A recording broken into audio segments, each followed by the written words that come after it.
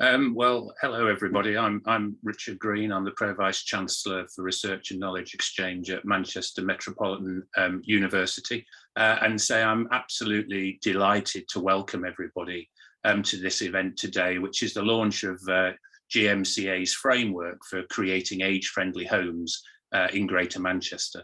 At Manchester Metropolitan University, we're incredibly pleased to be able to host this event with our partners. And of course, what we would have liked to have done is to have had an in-person event, of course, but the timing hasn't worked for that. But that does mean that I think we're welcoming probably upwards of 300 people to this online event, and that in itself is terrific. So thank you indeed to everybody who's been able to attend. Of course, in other respects, our timing has been impeccable with the amount of coverage that's been on the news and elsewhere in relation to care, and inevitably that includes an element about how people will live at home for longer, how they will live well at home, and therefore the timing of this event really couldn't have been any better. So I'm very pleased about that. In a moment, I'm going to hand over to Pam Smith, who's the Chief Executive of Stockport Council, and she's going to chair the event. But before I do that, I would just like to say, if I could, a few words about why Manchester Metropolitan University is so committed to supporting this work. As many of you will know, we have over 38,000 students at the university. Many of those students come from the region. And of course, we hope that many of them will stay in the region and contribute once that they've graduated. We also have a very vibrant and diverse research portfolio spanning education, bioscience, English and health. And much of that research is applied in nature and seeks to have a really positive and direct impact on society, the environment, our economy and our culture. And another main feature of that work is that much of it is done in partnership with organisations like GMCA and members of the Housing Planning and Ageing Group. And in fact, for the last 15 years, our world-leading School of Architecture, which is a joint venture between Manchester Metropolitan University and the University of Manchester, has had a really close relationship with the city and the city region and helped develop policy and practice around ageing and place in a broader sense. And over that time, I'm pleased to say that leading academics like our own Stephen White and Mark Hammond have had time to spend with GCMA in the Ageing Hub, helping to develop age-friendly policies. And we've had a whole series of age-friendly neighbourhood development programmes, and of course committed ourselves to conducting primary research programmes into age-friendly housing. So we've got a long and joint partnership record here. So alongside the age-friendly homes framework that we're launching, we're also going to launch the Design for Life Guide, which seeks to gather together some of the outstanding work that we and the partners in the Housing Planning and Ageing Group have produced and make it available to other people to help us all develop our ambition to make Greater Manchester a great place to grow older in. And we're also going to announce the development with GMCA of the Design for Life Agency. And here our aim really is going to be to use a design agency model to bring together expertise that exists across the whole of Greater Manchester in the research and development of age-friendly places. And that design agency will provide all sorts of housing, planning and ageing stakeholders with different forms of support as they start to develop their own projects. So lastly, thanks for joining today. As I say, I'm delighted that people have been able to come and be part of the event. And I'm pleased personally to be able to have hosted such an important event and see all of that expertise from a wide range of agencies and partners brought together. And I'm sure that will have a really positive effect on the quality and the impact of the research that we're able to do. And that will feed forward into the ambitions of Greater Manchester and the universities and other partners who are involved. So it's a real pleasure to do that. I'd just like to welcome the panelists to the discussion. We're going to be joined by Paul Dennett, Mayor of Salford, and GMCA lead, portfolio lead for housing and homelessness. Karen Mitchell, the Chief Executive of Southway Housing and Chair of GM's Ageing Hub's Housing Planning and Ageing Group. David Orr, Chair of the Good Home Inquiry, and Mark Hammond and Stephen White from Manchester School of Architecture. So the last little role for me, as I mentioned, is for me to introduce Pam Smith. I'm delighted that Pam's been able to join us. As I said earlier, she's Chief Executive of Stockport Council and GMCA Executive Lead for Age Friendly Greater Manchester. So over to you, Pam.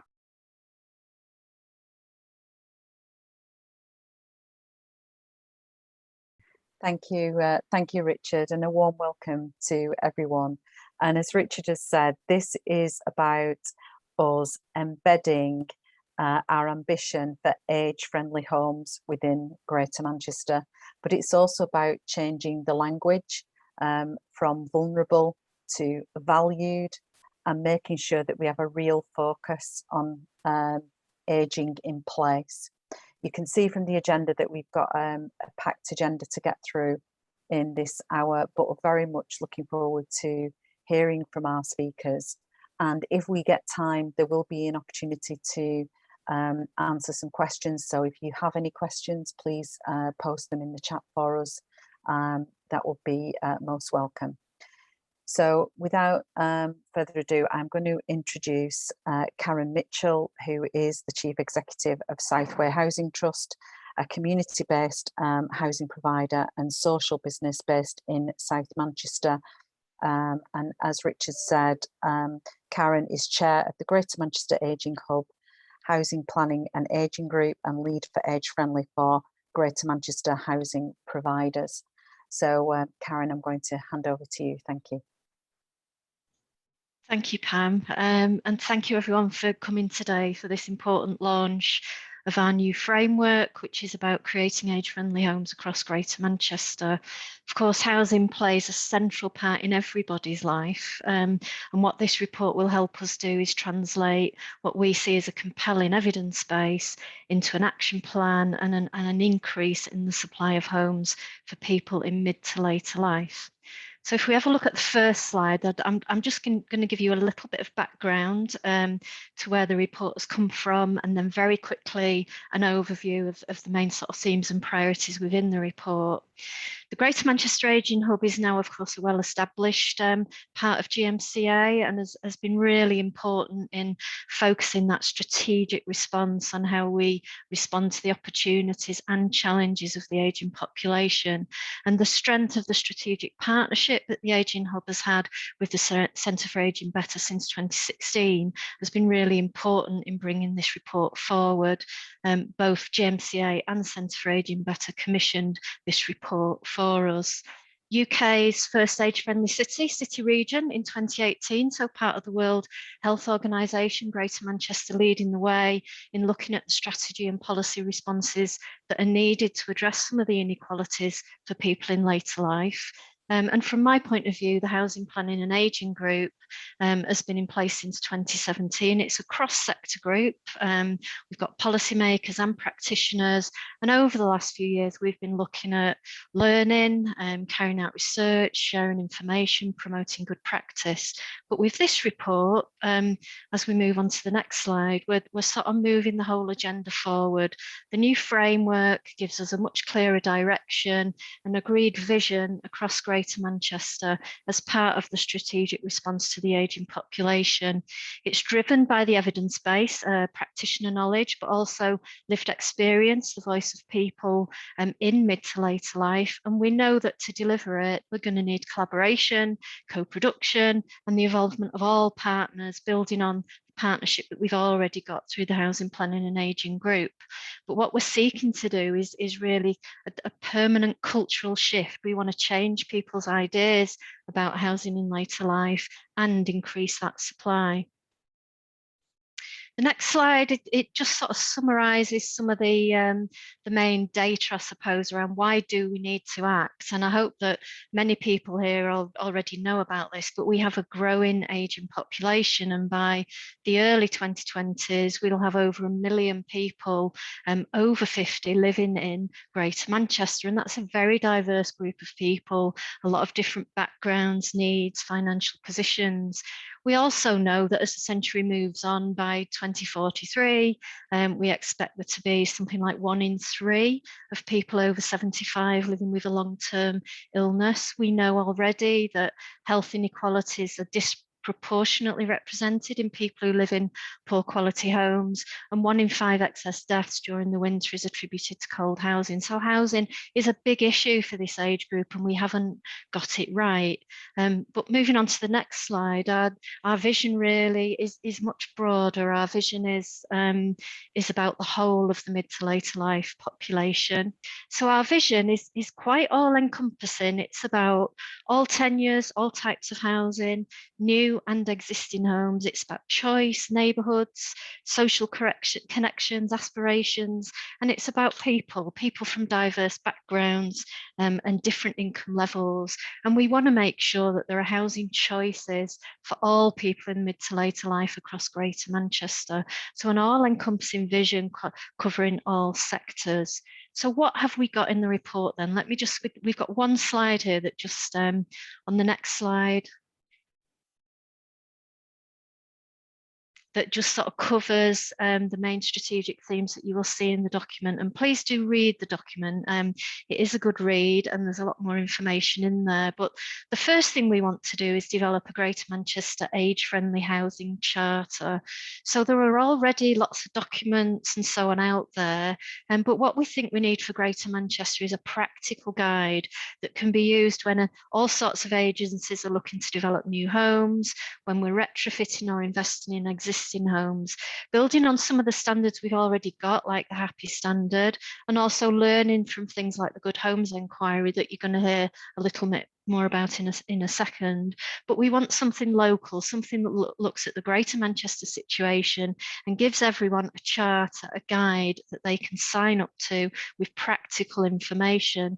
We also want to introduce an accreditation scheme. There's a lot of great schemes out there already across GM, a lot of good practice is already out there on the ground, but there's not enough of it. So with an accreditation scheme, we can raise awareness, we can promote what's really, really good about some of those examples out there.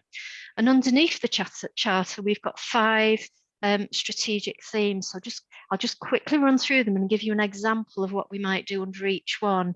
But again, there's loads of other actions attributed to each of these themes. The first one is about firmly embedding what we're doing in strategy and policy. We need all the high-level strategies in GMCA, the local authorities, across all the partners, to identify the need for age-friendly housing as a key priority and a key part of their delivery plans.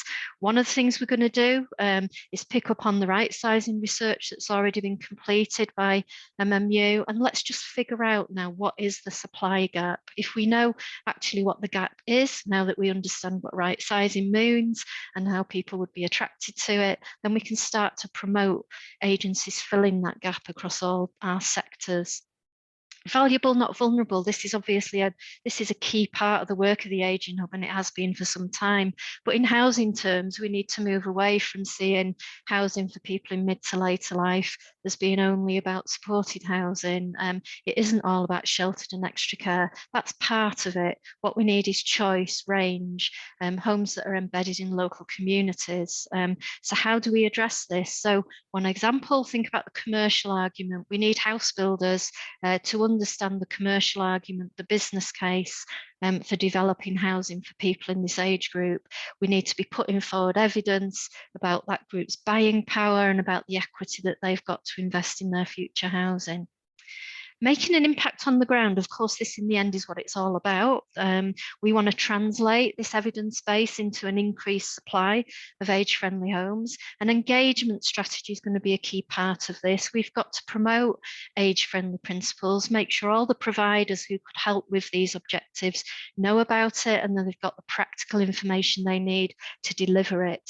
Just as an example, we've worked in the Housing and Planning Group with Potzoni, a local architecture firm, and they've done a lot of work already looking at how we promote models of intergenerational housing, organising round tables, bringing partners together, getting people talking about how we're actually going to deliver this and make an impact on the ground. Improve or move is the fourth theme. Some people will want to improve their existing homes, some people will want to move, and we feel that there probably isn't enough advice, support, guidance, information, and financial models and so on out there to help people achieve this. And by raising awareness, we want to help people think about this earlier. Don't wait until you're in a crisis. Think about this as part of your broader retirement plan as you move in mid to later life. One of the examples of what we can do, we need to reimagine the care and repair model. Home improvement agencies, great work in the past, but the funding environment's changed. How do we replace it? How do we do something better for those people who want to improve their homes? And also, what are the financial models, the prototypes that are going to help people who want to move from whatever financial background into a new home? And finally, celebrating homes and neighbourhoods. So as I've said, we're talking about a diverse group of people. People want choice. People want homes within neighbourhoods where they already live. We want to create a buzz around this. How do we get people excited? This opportunity to provide housing for this particular group of people. We need a conversation, which I'm very much hoping this event is the start of. We've got, 150 odd people here today. Please sign up for our network, become part of the discussion, join our working groups. Let's create a buzz around this issue and get people working towards it.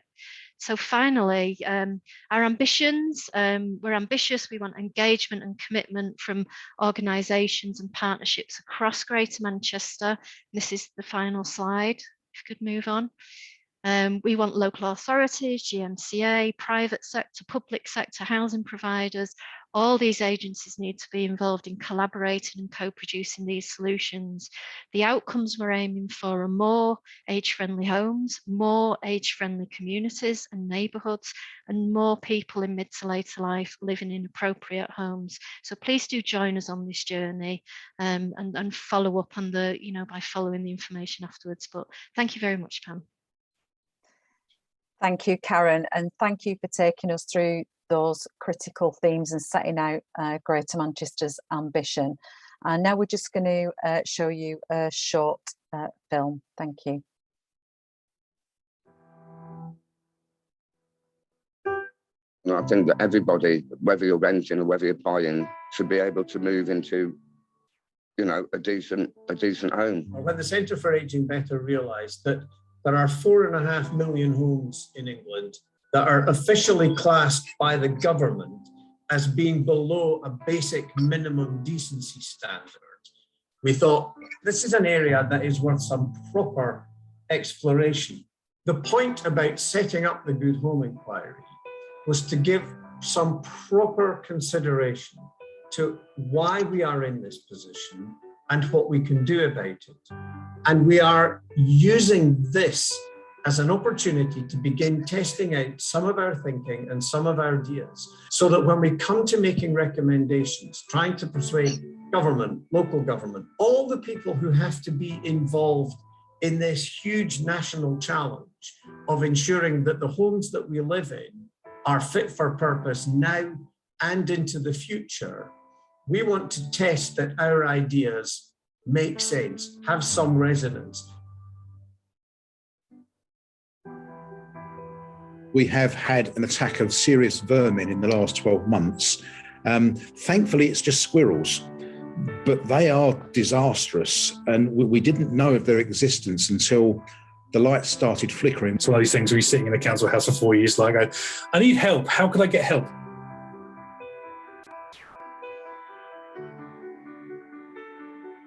For all of us, whether we're homeowners or renters, there are always competing things to spend our time and money on. And so unless your home has a very urgent issue, maybe flooding, for example, something that you absolutely have to deal with, then every decision you make about investing in your home is a trade-off. That's money that you could spend on something else.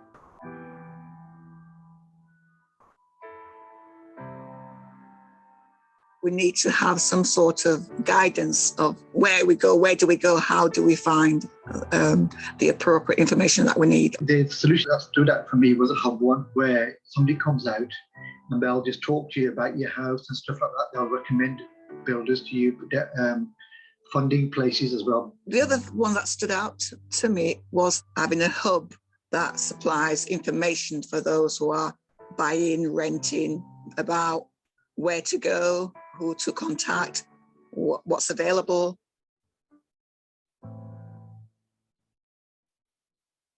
So the benefits of this this fund is the fact that basically people like myself, who I'm disabled, I'm a disabled carer as well, means we have a chance to actually go in and actually make sure these houses are actually adapted for us.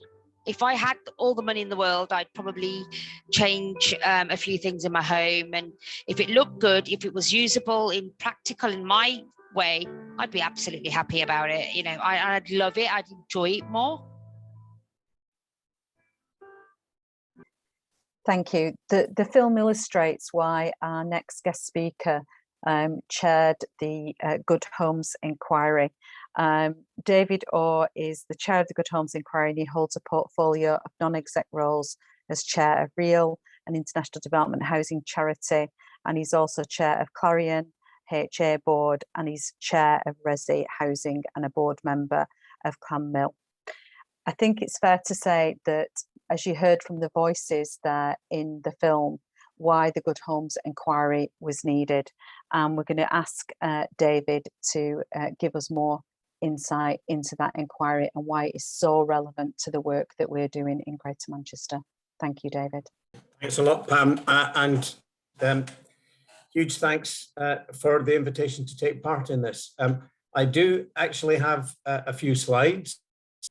I'm not going to say very much more about why the Good Home Inquiry is necessary. The sad truth is that it's been necessary for years.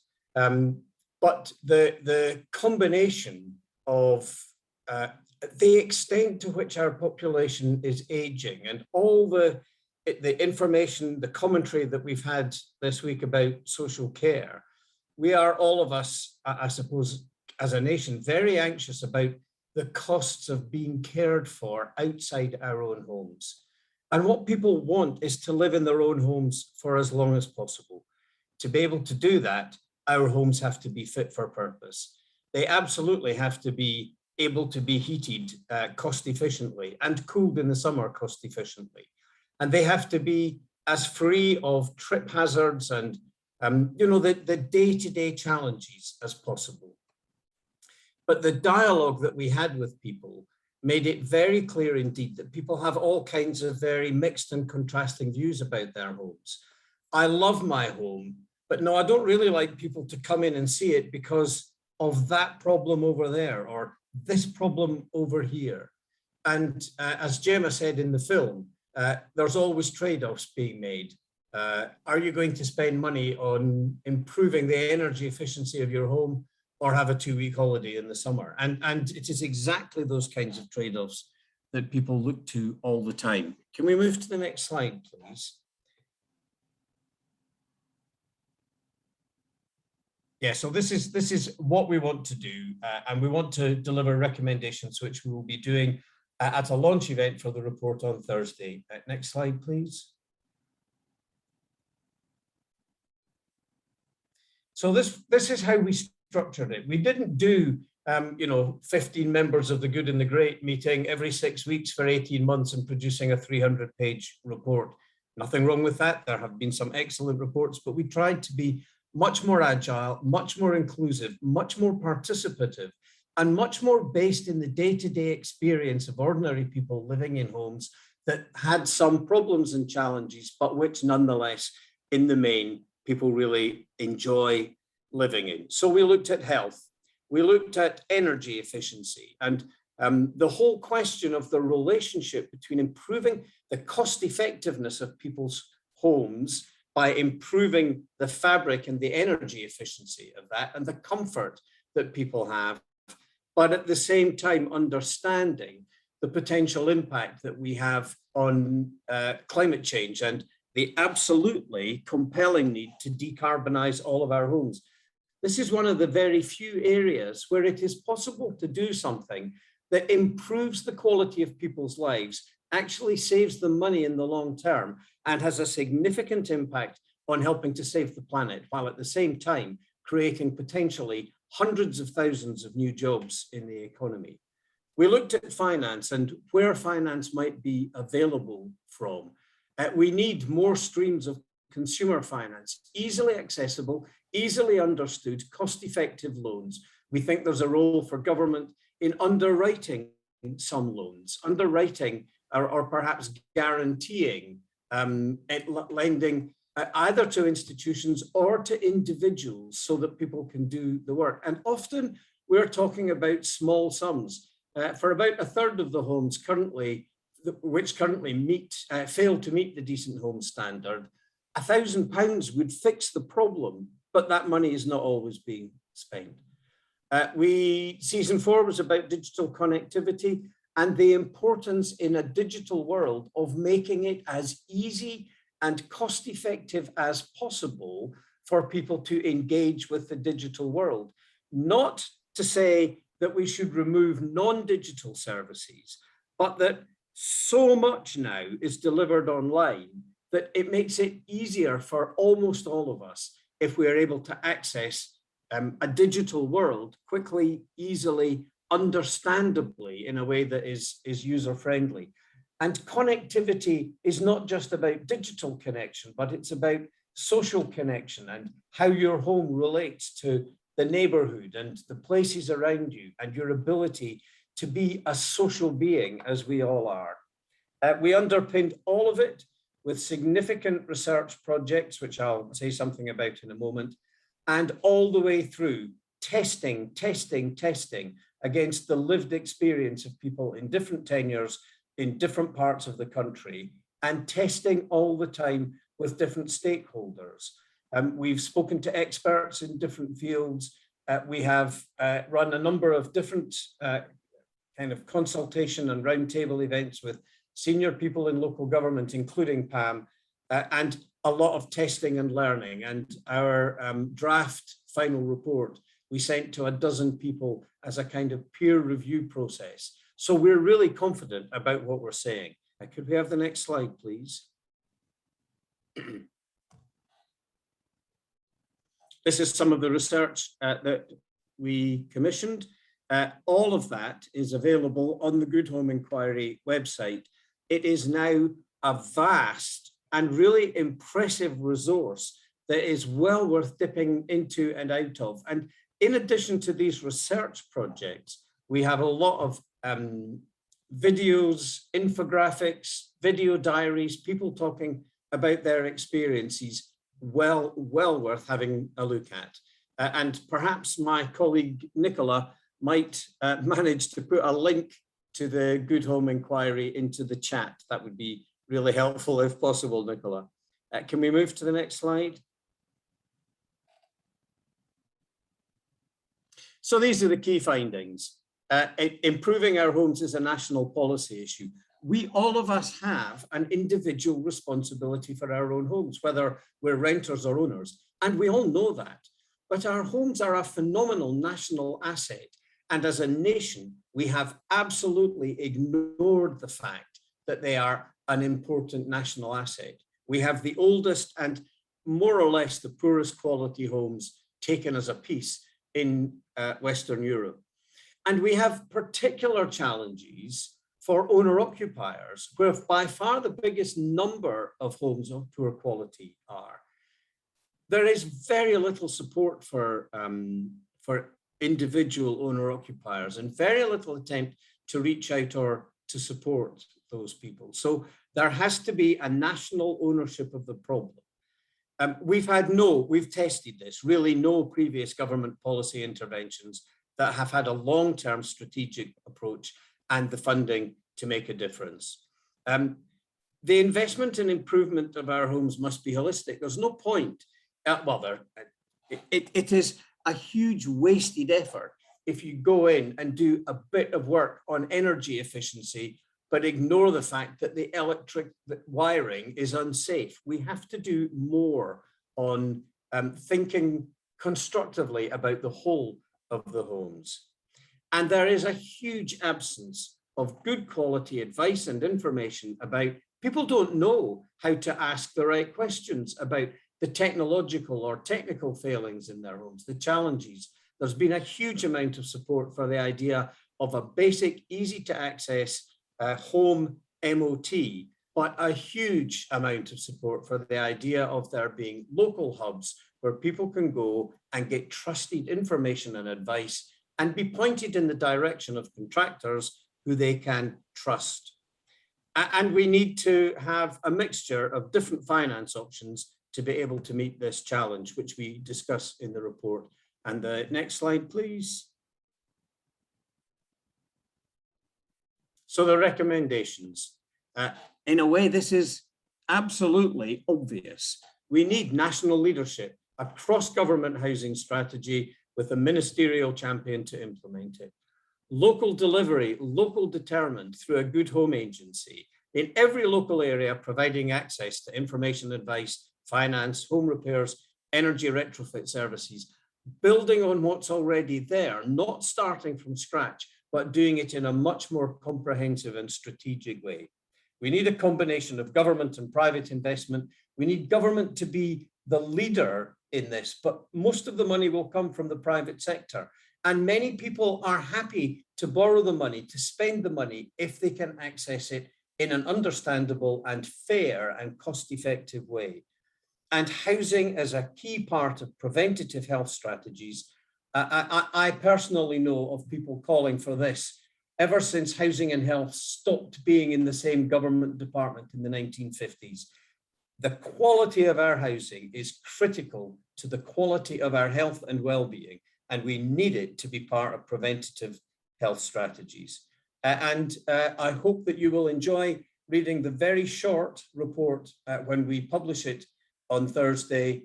Indeed, we're running a webinar about it on Thursday afternoon, but more particularly, I hope that you will engage with it, and I hope that it will be a useful document in helping to create the Greater Manchester age-friendly strategy. Thank you. Thank you, David. And I have to say, it's an impressive body of evidence, and the lived experience really shines through. The recommendations, they're practical and thoughtful. I look forward to the publication of the document, and I know in Greater Manchester we'll be reading it and very much taking account of it in terms of our housing policy. I want to now move to our next two speakers. Stephen White is the Professor of Architecture at Manchester School of Architecture, and Dr. Mark Hammond is a Senior Lecturer at Manchester School of Architecture. And both our next speakers are hugely experienced in looking at how we can reshape and remodel our places to make them more age-friendly. So if I could hand over to you, thank you very much. I'm Professor Stephen White, and I'm a middle-aged man with short hair, wearing a blue shirt and glasses. Hello, my name's Mark Hammond. I'm a slightly less middle-aged man with glasses and a blue shirt, and together we represent Architecture Academia. Thanks for your time today, and thank you to all the speakers before us. Really, really insightful stuff. The thing we're presenting today is a piece of work we've been developing for a number of years now called Design for Life. This has really come from the work that we've been doing alongside GMCA back since 2016, and various research projects that we've developed with people I can see in our participants list today. So it's great to see some familiar faces. Wonderful. Okay, so today we're here to launch a document that we've produced. I'll make sure a link to this goes in the chat in a moment. But this is a Design for Life Urban Practices for an Age-Friendly City. It was written by myself and Nigel Saunders from Pizzoni Architecture, along with a whole range of contributors from the GMCA Housing and Planning and Aging Group. This book really came out of the discussions we've been having over the last 2 or 3 years, where we keep on identifying these forms of best practice. But critically, we were learning more and more about how these really interesting ideas are coming to the ground, and some of the challenges that people around the table were having, engaging with developers and policymakers who perhaps weren't as enlightened in respects to an aging population than the people who were around the table. So This ebook is a guide for designers, planners, policymakers, developers, students, housing associations, and the general public. Really, hopefully, it's try to make an accessible piece about the need to address the changing needs, aspirations of older people. So this is really a critique of the kind of offer that is available to older people. And how at the moment it doesn't necessarily engage with issues of inequality and difference in later life, which we think are really critical. Okay, so the book itself it's a collection of essays and case studies. What we tried to do here is we've not tried just to produce a book of really glossy examples of what good looks like. We really wanted to get into the hard work that made them a reality, the policies, the financial incentives, the people around the table, and the processes that led them to come to light. But underpinning it really is this kind of philosophy, or this kind of ethos that we've put out there about how to think about aging and urban development. This will be familiar to a lot of people in the room, obviously, but we think it's a message that really needs to sink in a lot better within the profession at large.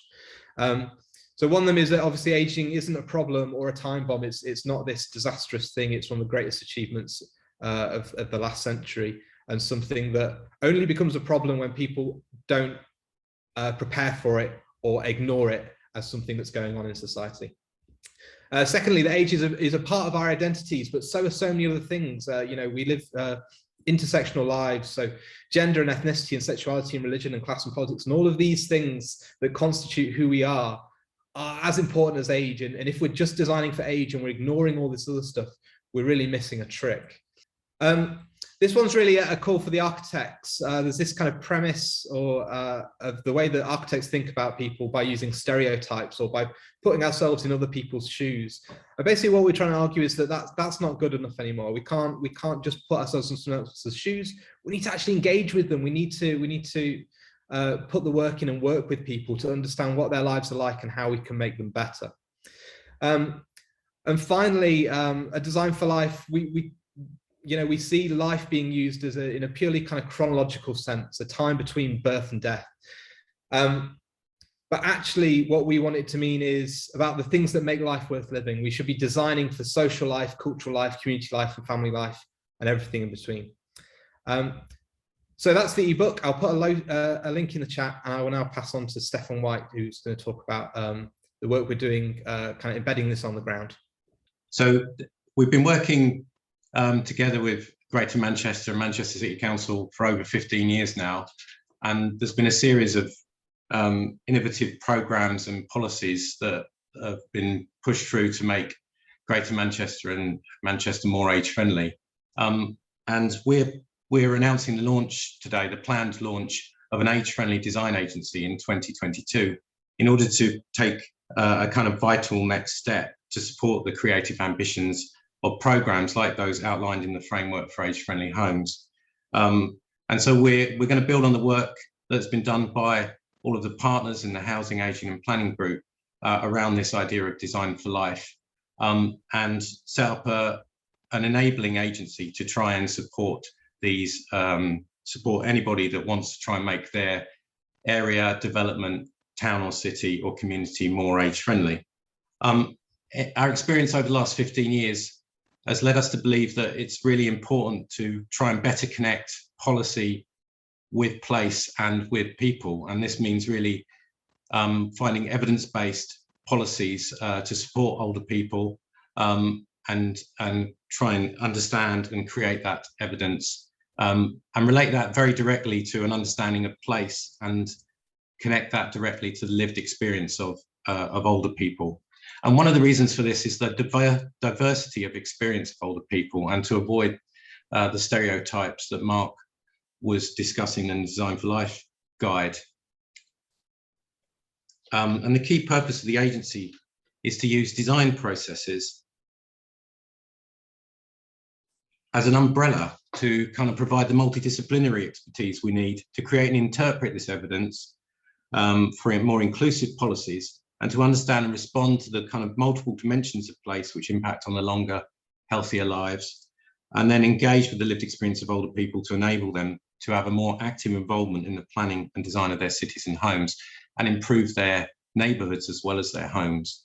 So the agency has been developing over the last couple of years, and it's trying to use design to bring together multiple dimensions of ageing focused evidence, expertise from different fields, and experience of people on the ground to address this huge opportunity and challenge of the ageing population.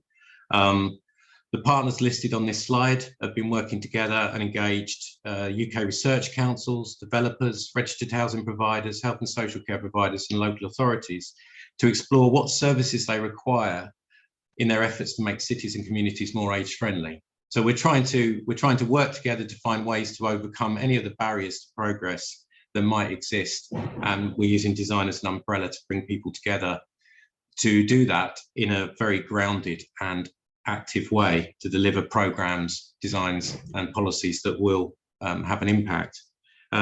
It's been developed collaboratively with key partners led by GMCA, the Design Council, Pizzoni Architecture, Southway Housing Trust, Health Innovation Manchester and Centre for Ageing Better have all been working with the Manchester School of Architecture to develop this.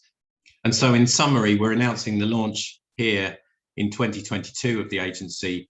And as we prepare, we're exploring a range of sources of funding to assist with the consolidation and scaling up of the huge amount of existing activity that's been going on. And we're looking for projects to test and develop service offer. So please feel free to get in contact if you'd be interested in being involved as a partner or have projects that would benefit from the service of the agency. Feedback, questions, suggestions, most welcome. Thank you very much for your time. We're going to move on. Thank you, Mark and Stefan. And I think what you've seen there is a blueprint in the design agency and the design guide for future delivery of age-friendly homes and age-friendly living in place. I'd now like to ask Mayor Paul Dennett, who is the Mayor of Salford, to talk about the wider vision across GM.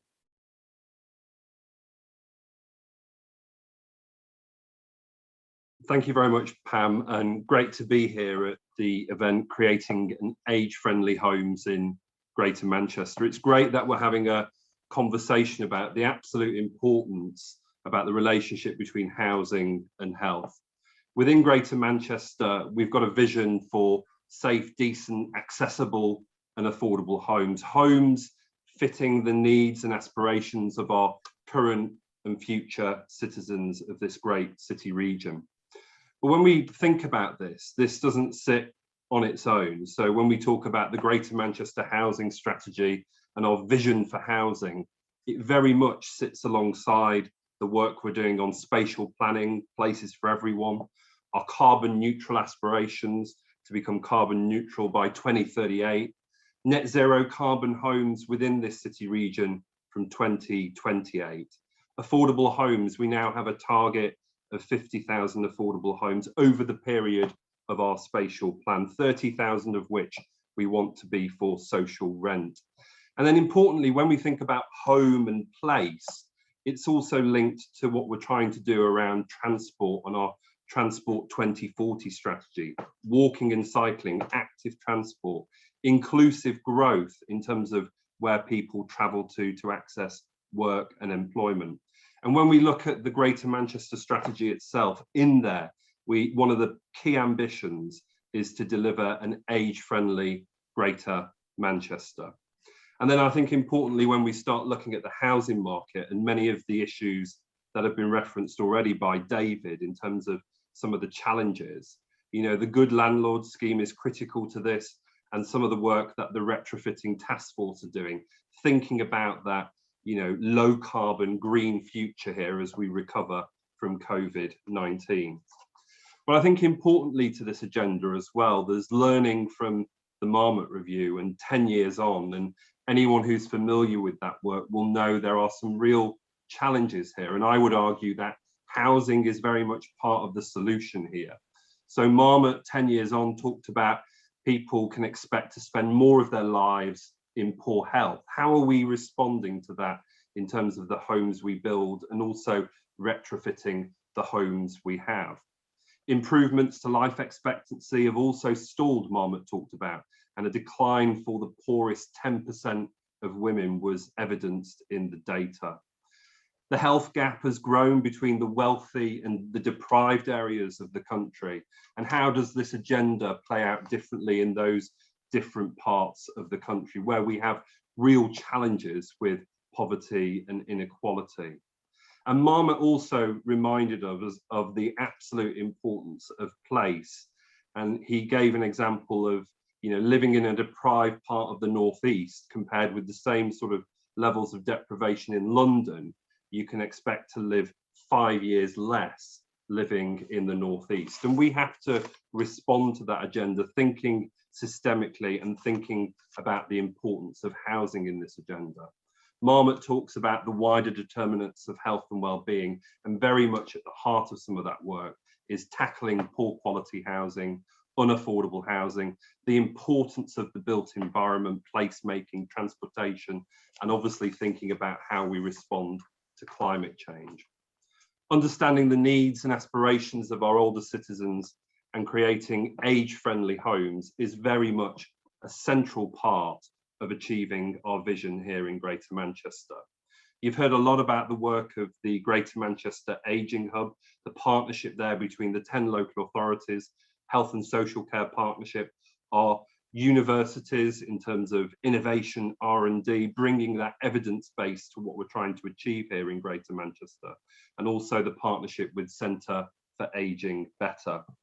The framework for creating age-friendly homes in Greater Manchester sets out our ambitions and the work we'll deliver with our GM Ageing Hub partners over the next 3 years.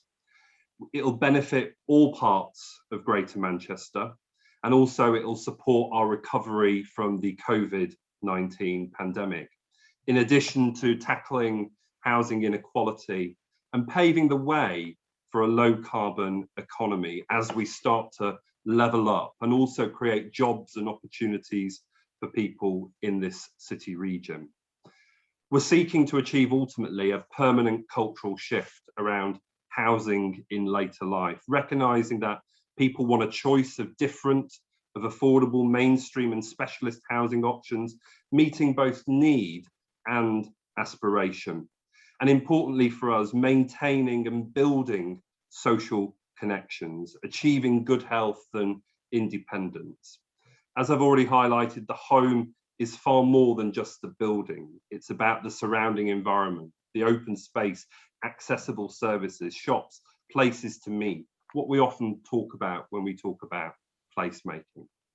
I won't go through the various tenets of the actual framework itself, but just to say this has been co-produced. It is very much put lived experiences at the heart of what we're trying to achieve here in Greater Manchester, listening to voices and the experiences of our residents.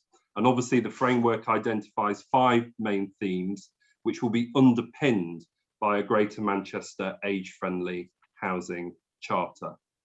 For me, it's imperative that we deliver on this agenda. In less than 20 years, 1 in 4 people will be over 65. We're seeing a significant age shift in the UK.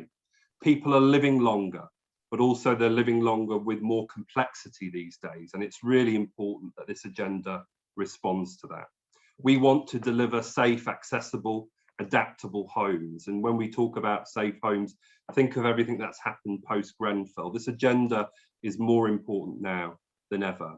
We also want to build on the Independent Inequalities Commission and the findings of that here in Greater Manchester, which did highlight the importance of affordable housing, safe housing, accessible housing, and age-friendly housing. It's not just new build, it's also the homes we have. And that in many respects is going to be one of the biggest challenges. Lobbying government around the forthcoming spending review and budget, around a low carbon green recovery and genuinely delivering levelling up sits very much at the heart of all of this. So today we're launching the framework. You've heard a lot about Design for Life, the urban practices for an age-friendly city, and obviously the design agency being launched as well. And we've heard about the myriad of work that the Good Homes Inquiry's done, and all of the research now we can rely on as a city region to start to operationalise this strategy. Age-friendly homes in Greater Manchester are a key plank of our housing strategy. They're a key plank of our Greater Manchester strategy. Using this evidence and the collaboration, we now need to move to operationalising this strategy.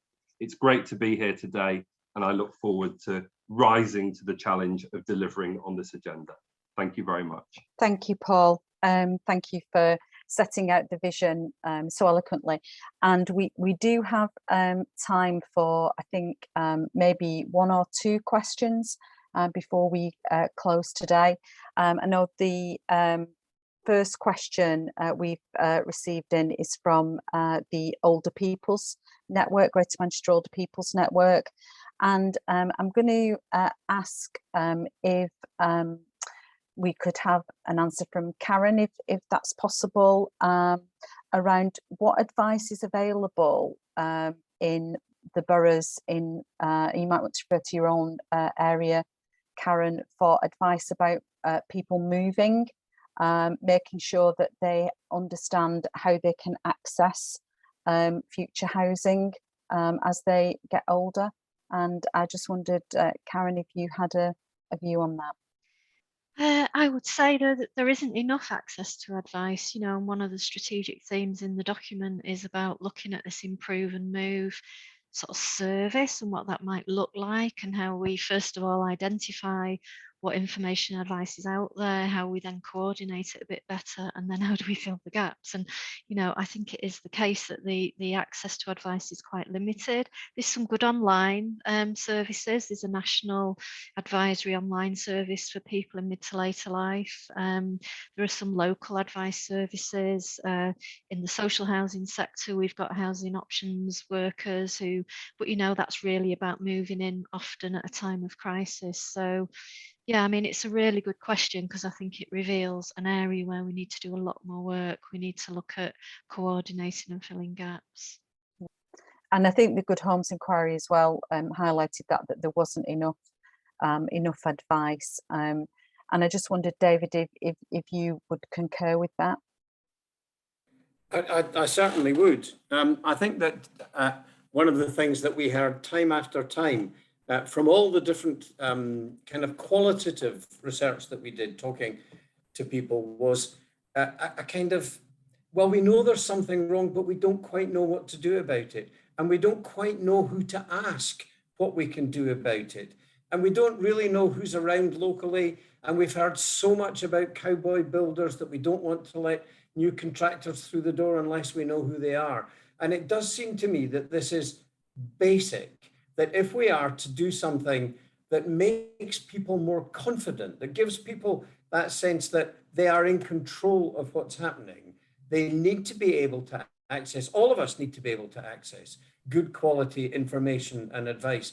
And I do think the huge support there was for the idea of a cheap, easy to access, easy to understand home MOT, where someone comes in and says, ding, ding, ding, ding, ding. These are the things that you can do something about. I just think it seems absurd that we don't have it. Thank you. Thanks, David. And I absolutely agree. I've got another question, which is probably for Mark and Stefan, which is around disabled people's organisations, and will they be involved with the design agency? I wonder if one of you could answer that. Is that okay? Maybe it's Stefan. Yeah, I think one of the fundamental issues, Mark discussed it as well, is avoiding stereotyping in design processes and planning processes and giving people a voice. And one of the reasons for setting up the design agency is to make sure that there's no reason not to engage and to make all kinds of deep and different engagement possible. So the Design Council, for example, are a partner because they operate on a daily basis, convening basically as a convening function, bringing together different organisations and individuals and people. And we've worked extensively in a number of neighbourhoods around Greater Manchester, engaging many hundreds and thousands of older people through that process of neighbourhood partnership to be involved in prioritising their neighbourhood and engaging directly. So the principle behind it is direct engagement with everybody that is affected and can affect the development that they're involved with. And so that would obviously include disabled, representatives of disabled people, representatives of inclusive practices. So we'll be very pleased to engage as the agency forms with organisations like that, and believe it'll be a routine part of our operation when we work on specific sites. Thank you. Thanks, Stefan. Very much appreciate that. I'm sorry that we haven't had more time for any more questions, but I think you will agree with me that it's been a really thought-provoking session. I'd like to thank all our speakers for their contributions. There's been lots of references in the chat, and I would like you to pursue some of those links and potentially to read the reports, the GM report, and also the Good Home Inquiry report when it comes out. So once again, I'd like to thank everybody. I'd like to thank you for all attending, and very much hope that this is the start of a really interesting conversation about how we forge ahead with those age-friendly places, future-proofing housing for the way we live as we age, and obviously, as ever, Greater Manchester leading the way on this agenda. So I would like to thank everybody for contributing this afternoon, and have a very good evening. Thank you very much indeed. Thank you.